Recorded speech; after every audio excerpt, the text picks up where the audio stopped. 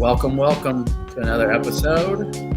Keeping it orange and blue. I'm Ryan Evan Schroep, joined as always by my good friend, co-host Kevin Ducey. What's up, Kev? What's up, Ryan? Hey, man, good weekend for the Fighting Illies. Way to get back in the winning ways. Handle business against Michigan State in a really workmanlike way. I was very pleased with the performance. I think, you and I, one of us predicted 31-17. I thought that was going to be pretty dang close to the score there for a minute, but we tacked one on late. Great senior day. Great overall season from a fandom standpoint. So we can put a wrap on the home schedule and try to close this thing out with some momentum here. Yeah. So I was at the game. I want everybody to know it was a really good turnout for senior day. I think 52,000 was the gate. I think 50,000 was fair. I think there's 50,000 people there. The block I was full. We were loud, as we've always been. And I know the players really appreciated that.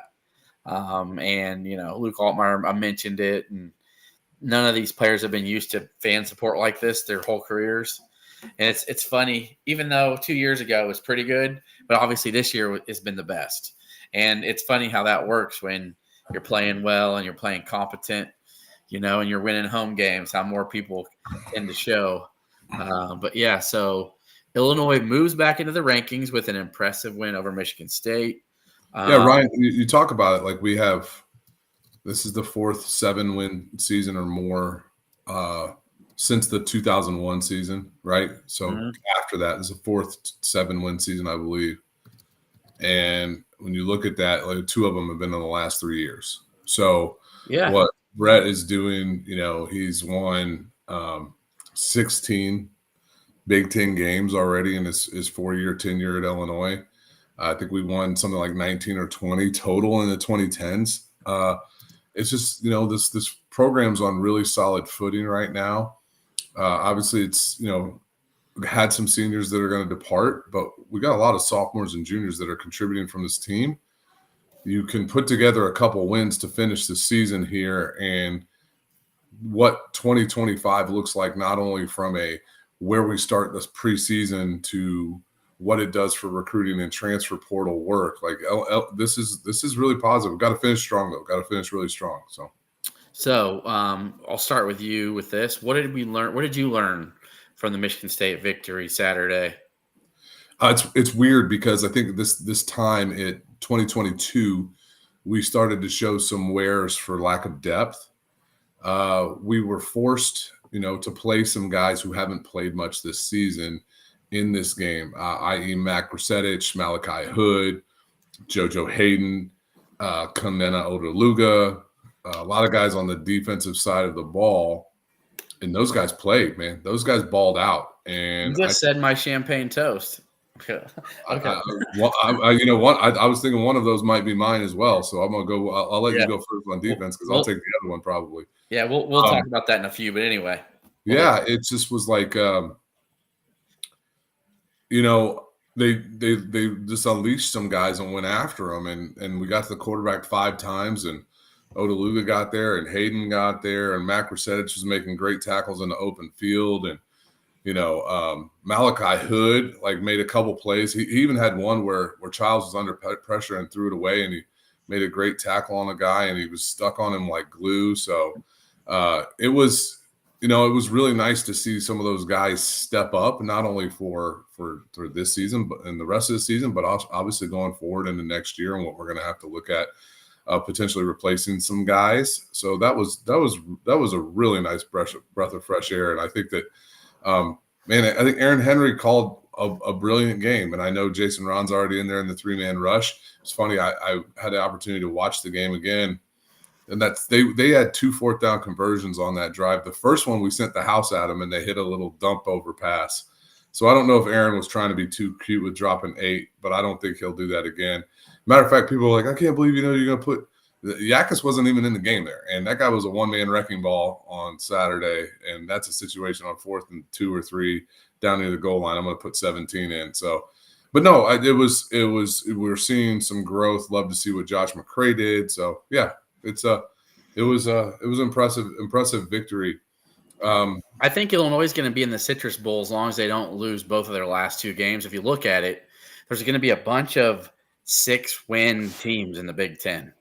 Okay. We're the only team in the conference that could win 9 games. Yep. And if they win 9, they're going a guarantee in the Citrus Bowl. But if Illinois and Iowa both finish with 8 wins, which is possible, Citrus Bowl will pick between those 2. Then the ReliaQuest Bowl becomes a possibility, back into that. But since Illinois hasn't been in the Citrus Bowl in a long time, and it's a good story. And Iowa's been 2 of the last 3 years. I think Iowa would probably go to the ReliaQuest, and we would go to the Citrus. So that's kind of how I like to keep it real with everybody, and that's how I like study this stuff so much in between when I'm not working, getting ready for the show, so I can come on here and talk about it. So if Illinois wins 8, and we've got like 6-7 teams that are going to probably end up with 6 wins. So as long as the Citrus Bowl will have to pick a team. There can't be a 2 victory difference in between. So they can't pick a 6-win team. So let's say, Minnesota, Michigan State, Michigan, Rutgers could be one with 7 wins possibly. But if Illinois can get to 8 wins, it looks like probably the Citrus Bowl is going to be where they go. But if they win 9, it's pretty much a guarantee. But it's just fun to be able to say that. But one of the things that I learned is that that this team's full of just resilient, tough guys that can respond when the moment is called upon you. And as much as it irritated me that they lost to Minnesota, they could have very easily won the game. But it just sometimes the game of football it doesn't always go your way. Best team doesn't always win, but it's about how you rebound. And I think they got past the 2-game little skid. They come out of the bye week. They played like the team that we saw the first 7 games of the year. Yeah. So and I think they did it in a unique way, Ryan. Like we outgained Michigan State by like 30 yards, but we had 40 or 50 less yards in penalties. We had 60 more yards in punt returns. So, I mean, you look at that and how that we changed the field position. We got in the red zone 5 times and scored 5 times. They only got in the red zone twice. So it was a level of like we controlled the field, and that's the name of the game. Football is about conquering field position, and we dominated that aspect of the game, which led to a nice 38-16 win. Yeah, and I was thinking about that before I left. I was looking at the scoreboard, and I'm thinking, how the hell did we beat them by 22 by only outscoring them, by gaining them by about 40 yards? And I can tell you this, it boiled down to Illinois taking care of business in the red zone too.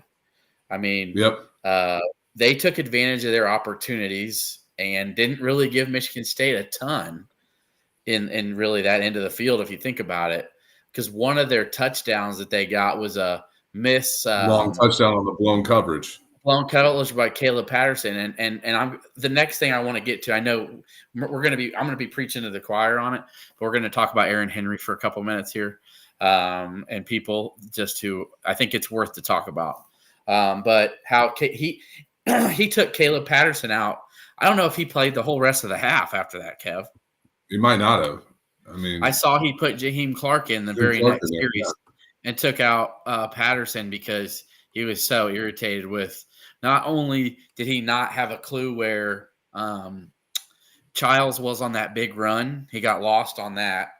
And then he got lost in the coverage where Xavier Scott thought he had safety help, but Caleb Patterson took the inside receiver where Matthew Bailey was already covering him. So Henry made an adjustment there and was like, listen, if you're not going to go over and play like we've practiced and things that you've done before, I can't have you out here, And so he didn't. He made adjustments. He put guys in there who were going to be where they needed to be and make the plays they needed to play. And things like you said, Mac Resetich was really good. He was so good that Miles Scott didn't start the second half. Yeah, and I was at a friend's house watching the game, so I didn't have the power of hitting rewind. I even texted you. I was like, "Did 10 play?" Because he didn't make the stat sheet, and so that was kind of interesting. But obviously he did play, but I think Mac Rusetich earned every snap he played on Saturday. So real quick here before we start previewing Michigan State and doing our champagne toast, I'll give you a couple minutes. I want to take a couple minutes about why. Here we go. I'll post it now. Why I think Aaron Henry deserves another year. Okay, let's just get to it. And I know you have your opinions on it. So argued with a few people and a couple people that I respect their opinions on football, and I know they know football, and they think that with a good defensive coordinator, this defense would just be the team we had a couple years ago. Which I don't believe that. There's not near the talent there was on that team. But to me, I don't know about you, Kevin, but to me, a defensive coordinator's job is to limit the points on the board. That's how I look at it, right? Illinois 31st in total in a scoring defense this year. And let's think about this. Take that crappy half with Purdue off, and what are we at, right? Right, absolutely, and that clearly was a fluke, right? Yeah. Nobody's been able to score like that on us all season, other than Oregon. It's the best. And Oregon's put 30 pieces on everybody. Right. Like Michigan, 32 on Ohio State. Okay, so the people out there that think that he doesn't do X's and O's, blah blah blah, he doesn't adjust. Yes, there are a couple of times where we see a 3-man rush that might be irritating, or we see a zone where I'm thinking, why are we doing this? And sometimes it doesn't work out. But for the most part this year, they've done a good job of adjusting and doing what's needed to either force field goals or get some key turnovers like the Kansas game. The bend to not break the field goals and stuff against like Nebraska, holding them late, getting key interceptions. Torrey Cox against Michigan, right, holding them to field goals except for the one touchdown that they got. It's just that this team has done what they needed. I look at a defensive coordinator as when you're keeping the other team 21 or under, 6 times this year, Kevin? Right, yeah. I mean, I feel like the Aaron Henry, they're doing their job especially with what they have. And then you say, well, that's on him to recruit better players. Yeah, well, I think he's recruited good players, but there's also a lot of really good young players that have to mature and learn and grow. So I'm satisfied with what Illinois has been doing with Aaron Henry. I think when you're more of a middle of the pack Big Ten defense, and you already said a top 31 scoring defense, really, there's nothing to complain about, in my opinion. Well, I think you got to have some context, right? And when we look at where what we expected the offense to be, and now listen, I'm not calling for Barry Lundy's head and saying that he's done a poor job this year, but if we look at last year, going into the game, I haven't looked at the new numbers yet, but going into the game, our offense was 82nd in scoring and 95th in yards per game. It was pretty close to same scoring average as a year ago, but we were 62nd in yards per game, averaging almost 35 more yards per game last year. Now, the defense coming into this game, we're 31st in scoring compared to 96th a year ago. We're allowing 9 less points per game. And the yards are pretty close. We're about 14. We're allowing 14 fewer yards. Now, we walked into the season with what many people thought it was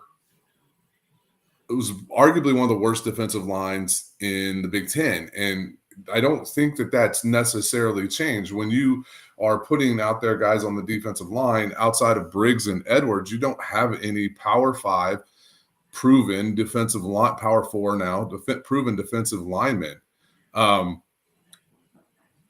It was a challenge in that you're putting in Alex Bray with again his first run, Jeremiah Warren, McCollum, Ezekiel Holmes, who's been an outside linebackers moving.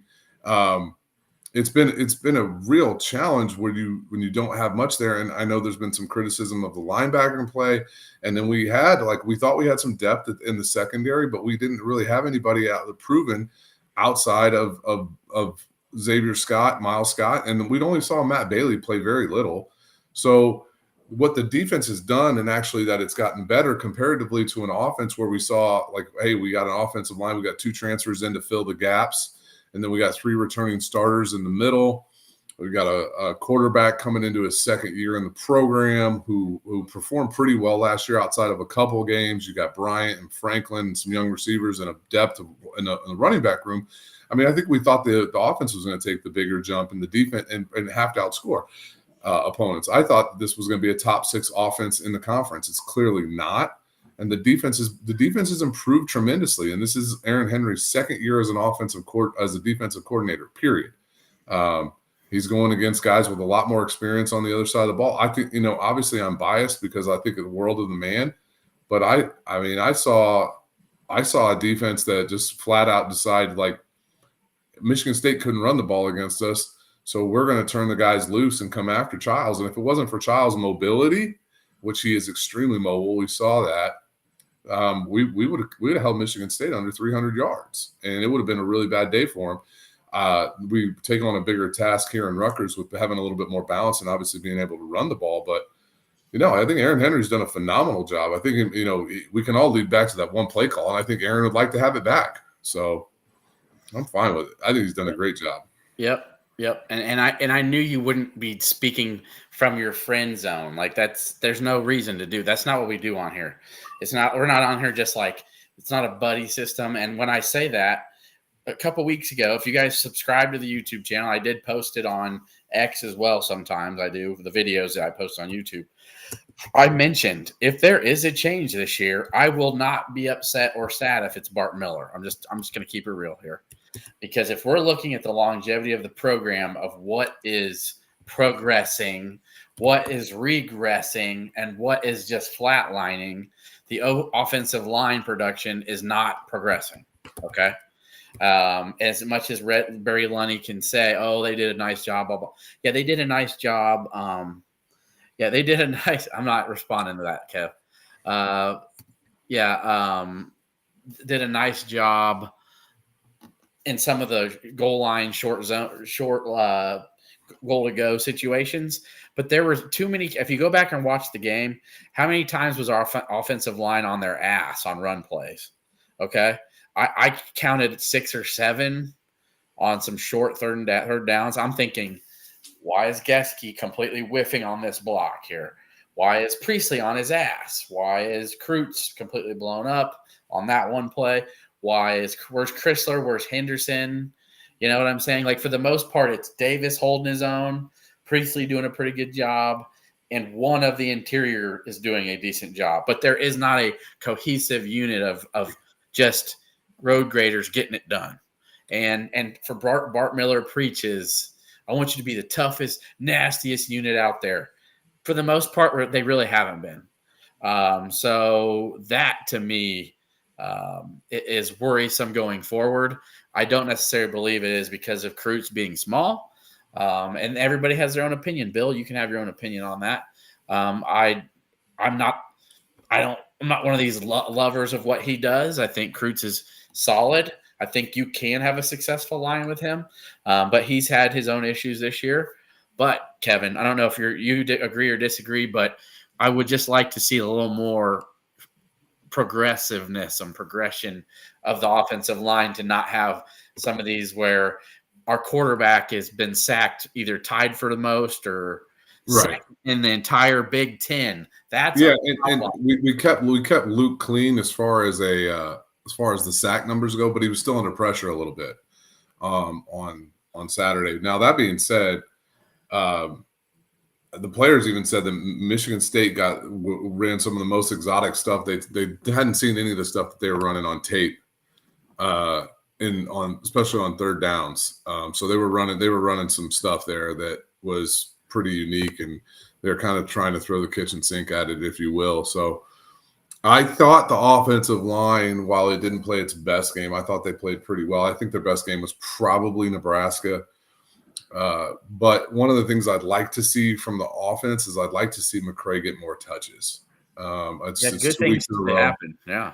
It's 2 weeks in a row you're seeing the guy. His yards per carry is the highest. I also think that he can wear down teams. I don't know if they're worried about his health and maybe trying to protect him. And if that's the case, then that's perfectly fine. I love not seeing him go through senior day, which means so when I say that, people are like, well, yeah, he has another year.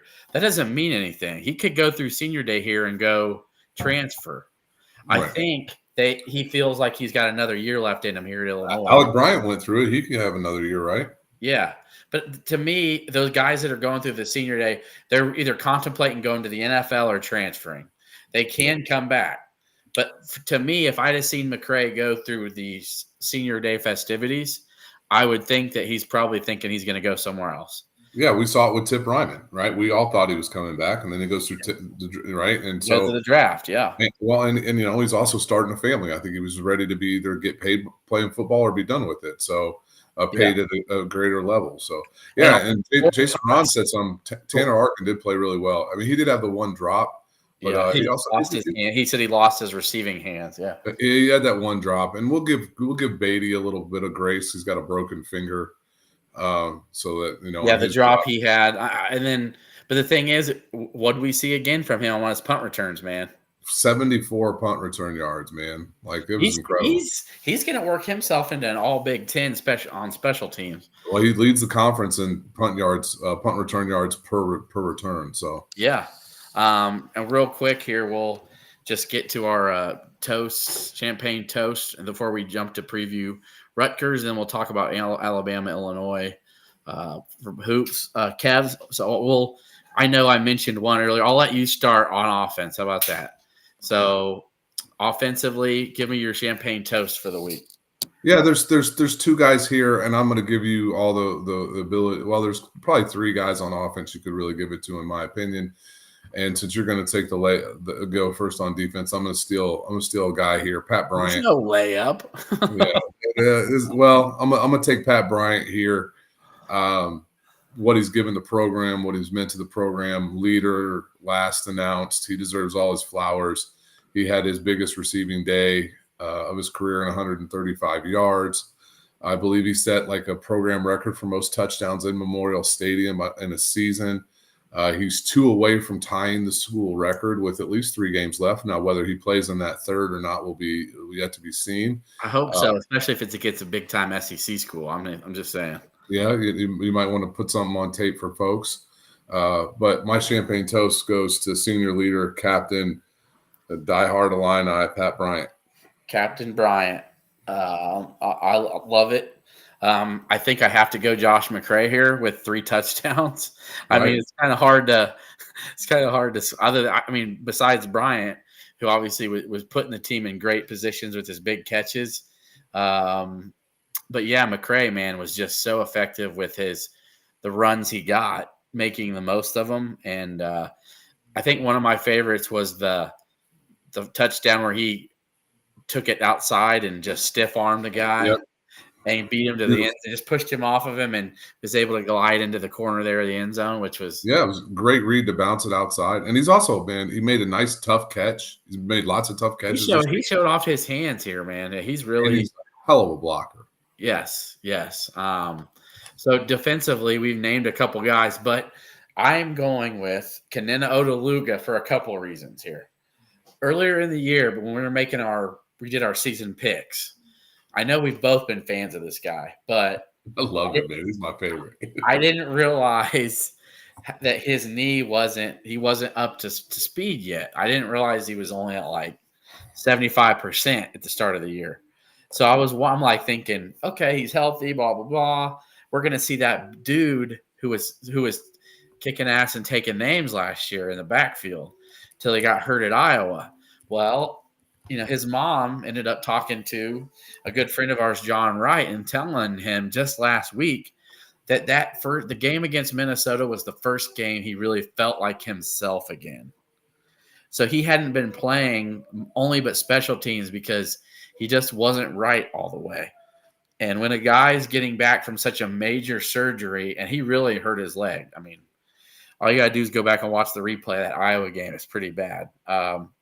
When you're playing on that and you're just not confident yet, you know you're not the guy you used to be, that's probably tough to have that same mentality, when trying to sack a quarterback. So Kanena Odeluga to me is my toast because he's that guy that we thought we were going to see.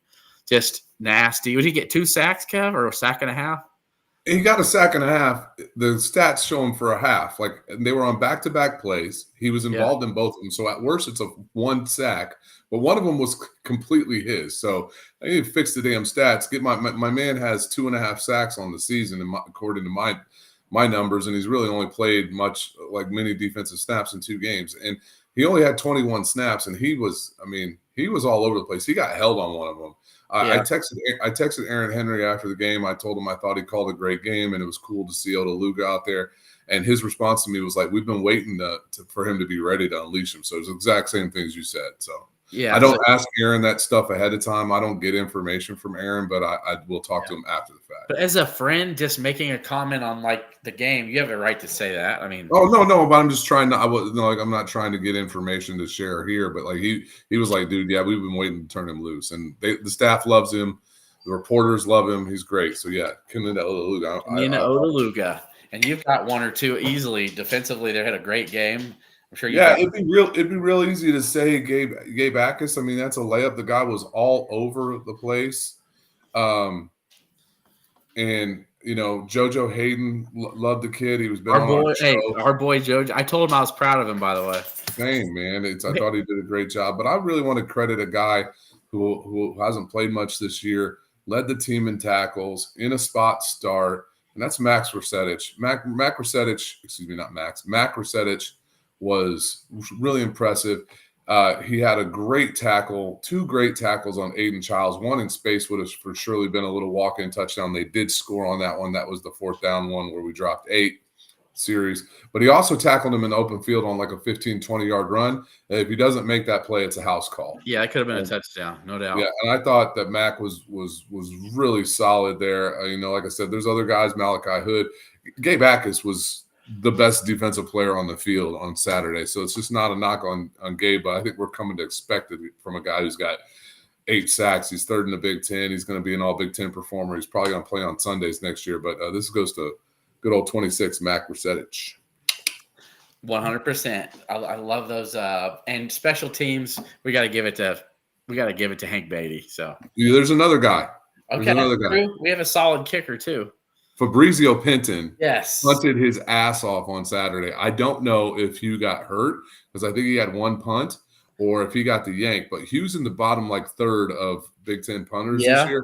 And Fabrizio was 47 yards a kick and 2 inside the 15. So he had at least 2 50-yarders from my vantage point. Breezy and Beatty. Breezy and Beatty. That'd be a hell of a show. Yeah. But me and you had been complaining about Roberts in the last two games. I was thinking you got to get more than 30 yards on these things. Well, the funny thing is, I thought it would be Declan Dooley. Yeah, Declan Dooley should be his job next year. I don't know what is Penton a senior or no. I think Robertson can come back for another year. He went through senior day, so I don't think he is. All right. I think they're ushering him out.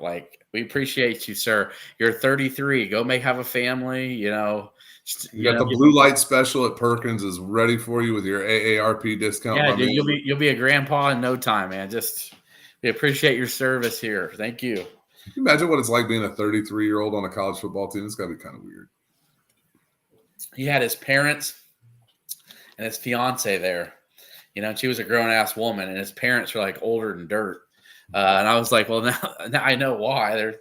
They had you Hopefully those Australians had some Illini gear because the Actionists need some Illini gear because they didn't have any on the other night. Yeah, I felt bad for them. They're sitting there with nothing on, just a black T-shirts and stuff. I'm like, they went to that shitty game. Oh my gosh! Now I will say this: Oakland did cover the 27-point spread at Kansas. They lost by 22, but Illinois probably maybe 15 points better. But having KJ not ever in his life played against a zone, not probably ideal. Let's get to. I'm sorry, I messed it up. We need to here real quick. Evans knows something on this show. When we're talking about something, if you switch it up on me, I'm gonna take off. My bad. Well, let's talk about Rutgers and then get into basketball. Yeah. So we're gonna preview the Rutgers game, which, by the way, yes, Sean Garner, as you remind me about my Cowboys sucking, and that Illinois has got 2 11 a.m. kickoffs to end the year. That's what we get when we're a top 25 team. We get the Peacock 11 a.m. kick. I'm sorry, whoever these decision makers are, Kev, with these time slots. I think it's the second best Big Ten game of the weekend. Giving Wisconsin primetime games like 3 weeks in a row, it's just stupid. They don't deserve it, and they are a mess. Jack Del Rio driving through people's lawns. They fired Phil Longo. I mean, Fickle's blowing up on it. His presser today was just bizarre. So anyway, Illinois Rutgers, 11 a.m. on Peacock. This was a game about 3 weeks ago I felt really, really good about. Now I feel like Illinois is the better team.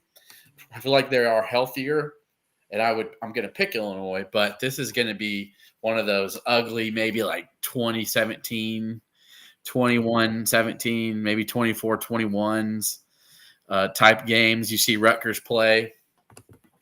They literally like reversed the roles of Rutgers, Minnesota was of how Illinois lost to Minnesota. They flipped that. So Rutgers beat them like 26-19 or something like that 2 weeks ago. And then Rutgers just went to a terrible Maryland team. And it was a close game for a good chunk, but Rutgers took over in the second half. Ethan Kaliak-Manis has found a really good deep threat in Miller, who he's had a couple big pass plays against, 2 big touchdowns last week, throwing the ball deep with their play action against Maryland. They won 31-17.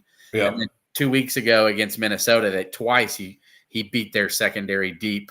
And they've got a healthier. He is playing now, Kyle Monungai. So there's a lot to be worried about. Again, they are a basic offense. It's basically just a little read. They're going to either hand the ball off to Monungai, or he's going to hit a couple slants across the middle, or he might try to go over the top. That's pretty basically what they do. Yeah, and they early in the season they pounded Monungai. He's beat up though. That's why they're not doing it anymore. Yeah, but they also have the backup running backs that look pretty good. Kaliak-Manis has looked really good the past couple weeks, but you're gonna have to get in his face and rattle him a little bit and just hold. Well, it'd be really nice if we can keep him into some passing downs and let our like turbo package loose, NASCAR package, whatever you want to call it, which will include JoJo Hayden and Kanena Odaluga. So from that side of the ball, I think that's going to be a critical aspect of this game, is really trying to keep Rutgers from really running the ball too effectively against us.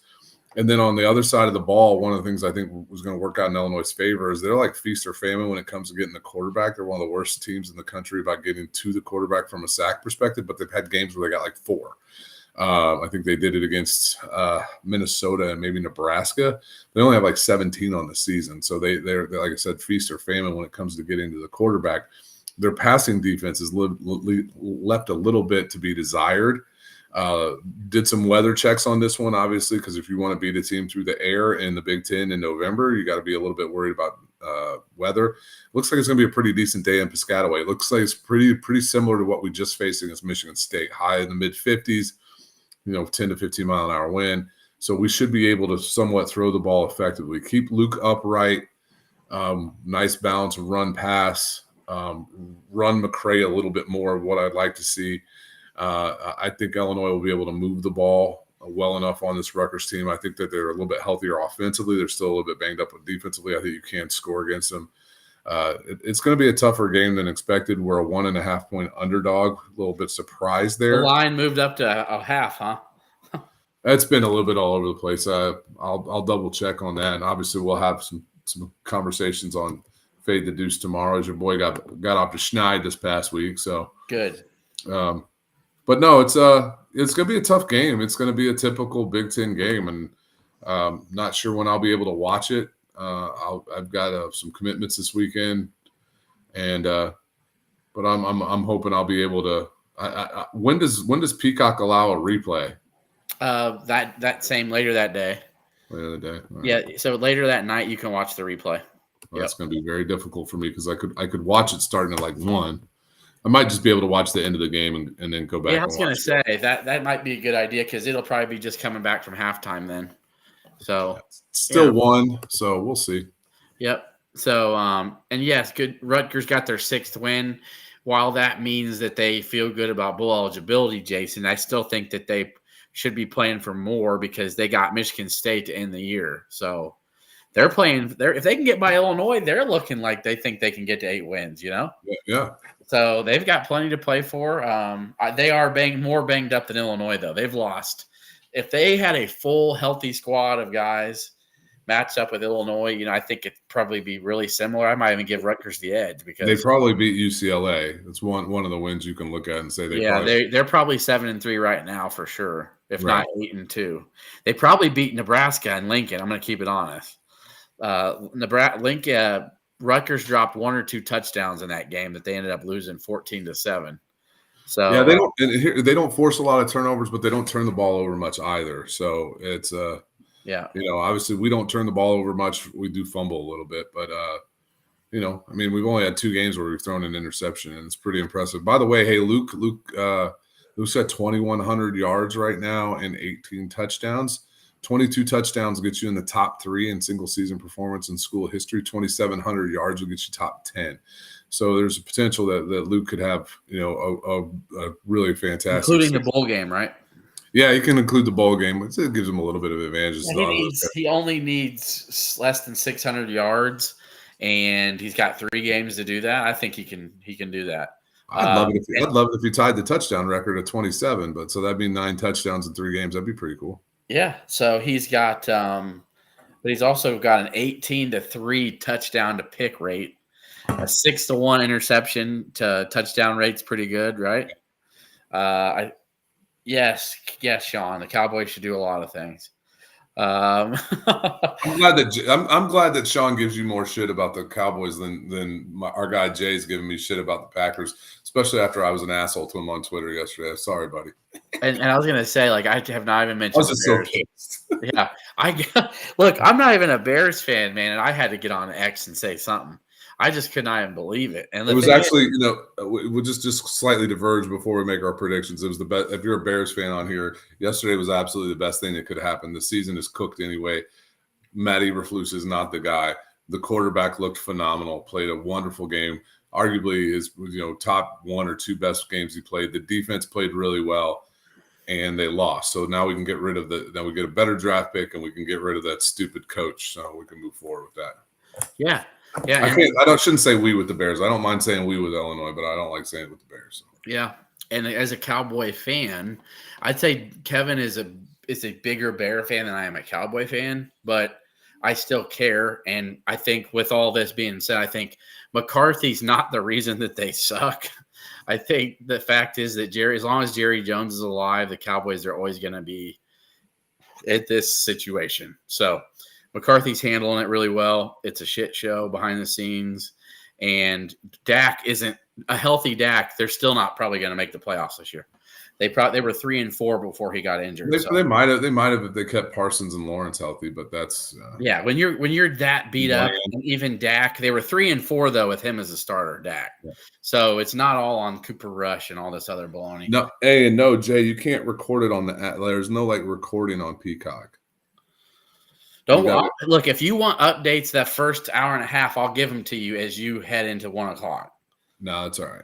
Okay. And yes, congrats to Tommy DeVito getting the start for the Giants. And if anybody wants to know why are they going to DeVito, well, so Daniel Jones, if I guess he's got a $23 million clause, something like if he ends up getting hurt or something, they owe him $23 million.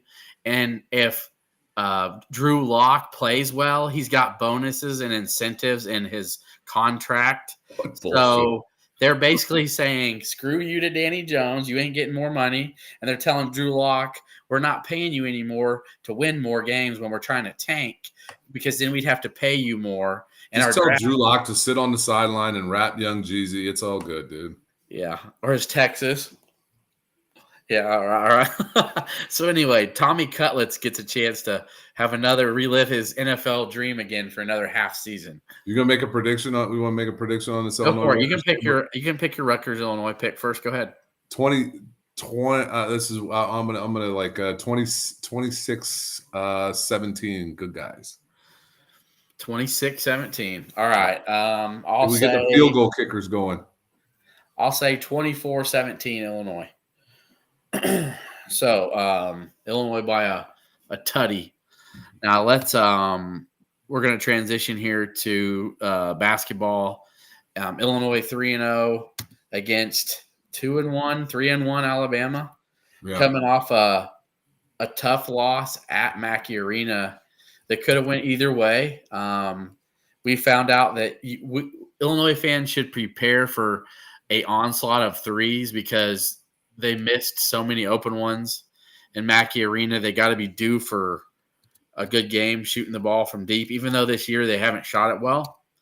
They've got good players, though, that can shoot. So Alabama is number 8 in the country.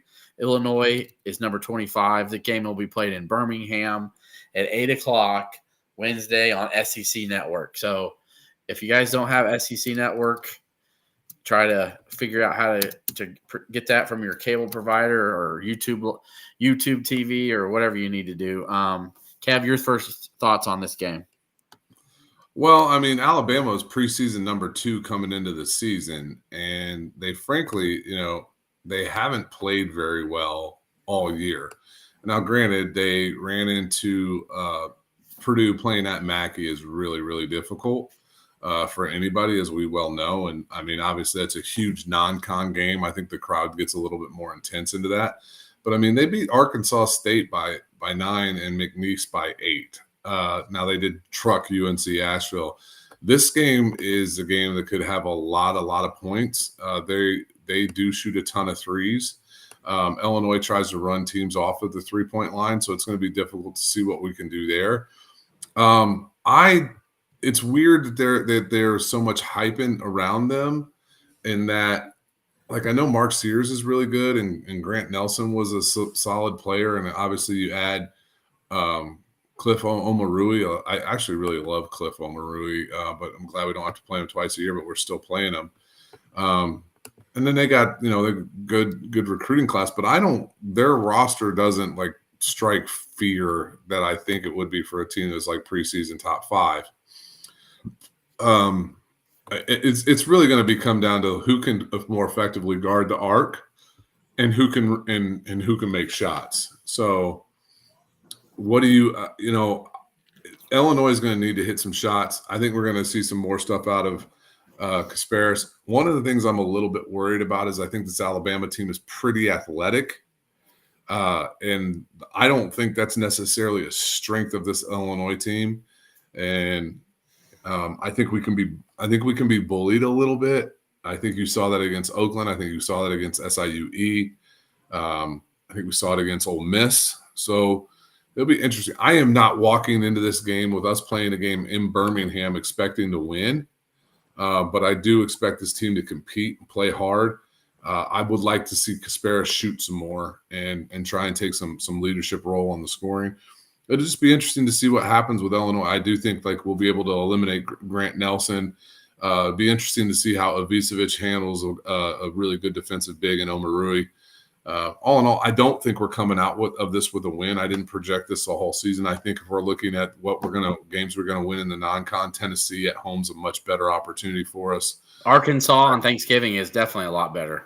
Arkansas on Thanksgiving is a good opportunity as well. And then I think we should beat Missouri. So this is it'll be fun. I think we watch this game with just like a little bit of house money. I think it's kind of like it's not quite in the same realm as going to Penn State or Oregon in football. Both games I don't think we thought we should have won, because I think we're a lot closer in overall talent to Alabama than say we were Penn State and Oregon. But it'll be fun. I mean, it's going to be a really, really fun game. I mean, it's going to be up and down, and both teams really like to score the ball. So it'll be enjoyable to watch. Yeah, so Grant Nelson is very soft in the post. So I was watching Kennedy TKR Ren Kaufman. Kaufman Ren, yeah. Kaufman Ren, yep. just bully him, and he's like 3 inches smaller and like 15 pounds lighter. So there's no way Avicic should have his way down there with him. But they've got Diabate off the bench, who's a big bully, who is athletic as hell. They had a couple young guys, some 5-star kids that making plays. Philo, I think. LeBaron. He hit a couple big threes. Of course, Mark Sears didn't have really one of his best games shooting, but he's going to be a guy that Kylan Boswell is going to need to lock up. And I think if Boswell can get a lot of pressure on him and create some havoc, and they struggle to shoot threes, this is a game Illinois could steal. I definitely think it's going to be a higher scoring game, but Illinois is going to get plenty of opportunities to score them as well. Are we going to see Will Riley that we saw the first couple of games of the year? Is he going to go to his first really regular season, hostile environment type situation and play like, we think he can? I know Ole Miss game will help some, but and is KJ going to get back to his man-to-man, flavor? He prefers man-to-man defense. Right.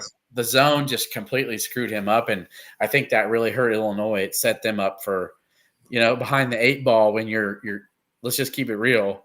When your starting point guard has 5 turnovers in the first 15 minutes. And we couldn't catch a rhythm in that game. And then furthermore, the game was, there were games at times where it got close. I don't think they were ever worried about losing the game. So you combine those two things and it just was kind of a sloppy, ugly game. So, yeah. And Trey White needs to rebound. You could tell he was in his head. He was shooting okay. But, he had 4 or 5 turnovers, too, on silly things. Like the guys were getting into the lane, and instead of making a 10-footer, they were worried about bounce passing, and it's like you just can't do that in a zone. And so anyway, this is going to be more of a up and down, fast-paced game. Bama's going to play man-to-man. KJ will be able to use his ball screen action. Hopefully, Ben Hummerkaus had a couple threes that went in and around the rim and were down and bounced out, He's a really good shooter. So this is a game Erez Johnson's going to be needed more. His physicality in the post, his rebounding. So prediction-wise, I think me and Kev both have Illinois losing. I have them losing by probably 5 to 7 points, something like that. Yeah, somewhere in there. Yep. So this isn't a game that Illinois fans should be pissed off about if we lose and say, oh, my gosh, they're overrated. This is a tough game. I think this is a game Purdue could easily have lost in Birmingham. Okay. Yeah, for sure. Mackey's one of the best environments in all of college basketball. So, and Bama had them down late in that game. Purdue came back in the last 6 or 7 minutes to kind of put it away, but Bama took like a 4 to 5 point lead there with like 8 minutes left. So, it's a good Bama team. All right, so let's get to our I know there's some golf stuff, Kev. We'll get to was it DeChaucer? Yeah, Adrian had a good weekend, finished the top 10, I think. We'll get to final thoughts here. I'll let you start, Kev. I know you got a couple things you want to discuss. Probably I just mentioned one of them, and you can elaborate more on it. Yeah, Adrian DeChaucer finished third at the I believe it. Where was that? The Butterfield Bermuda or something like that this past weekend. So it was a good showing for him. I'm sure he made a lot of money. No, I just think overall, just it's the second time in 3 seasons Illinois is guaranteed they're going to have a winning record in football. We're going to finish pretty well within the conference. We got a lot of sophomores and juniors coming back on this football team. It's Illinois football is just in a good space. That's my final thought. We're doing really well on the recruiting trail. I think that what we always asked of a head coach at Illinois is have us in a bowl, get us to win 6 or 7 games every year, and we'll love you. I'm getting to that point here, and I think we're there. The question is, how long do we as fans? I'd love to be in a position where we go 8-4 every year, and we're pissed off we're not going 10-2 every now and then. And so, I'd love to be like Oklahoma State fans this year, notwithstanding, but it's we can't ever get over the hump with Gundy. And I'm like, Mike Gundy wins you 10 games almost every year. So I want and a little perspective on that. Look how Arkansas has done since Brett Bielema's got fired. They've made 1 bowl game. in all those years. One bowl game. Even Sam Pittman struggling to get that 6th win. And that bowl game against Kansas was unbelievable. Yeah, it was.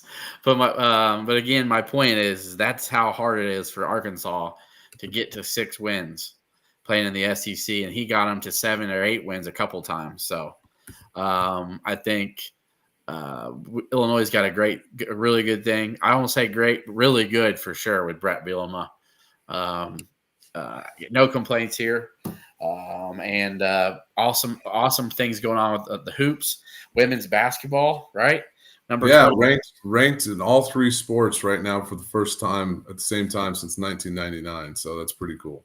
Yeah, Illinois sports are in a great place right now. Heck, Big Ten baseball just came off of a Big Ten title, right? Yeah. Men's baseball just won the Big Ten title. Illinois volleyball is going to make the NCAA tournament again. They've got four games to finish the season. Games that I think they can. The toughest one will probably be Minnesota. They're about the same spot in the conference as them, but they could win the last 4 to finish. Just outside of the top echelon of the conference, which is a really, really good top echelon. The Illinois. Okay, to elaborate how good the Big Ten volleyball women's league is, it's like the Super League if there was one. Like, I think 10 or 11 teams are ranked, and there's 18 teams. So it's tough. But, yeah, and Illinois beating USC a week or 2 ago was big. Yeah. So, yeah, that's my final thought. Also, subscribe on YouTube if you have not yet. I think we're adding a little more content in there. I'm posting post-game recaps. Kev, if ever you want to post something, add something to the YouTube, feel free. Also, you feel free to want to write anything sometime. I know you're a busy man. I should, yeah. Yeah, whatever you want to write about. I don't care. So we appreciate you, and we'll catch you tomorrow night on Fade the Deuce.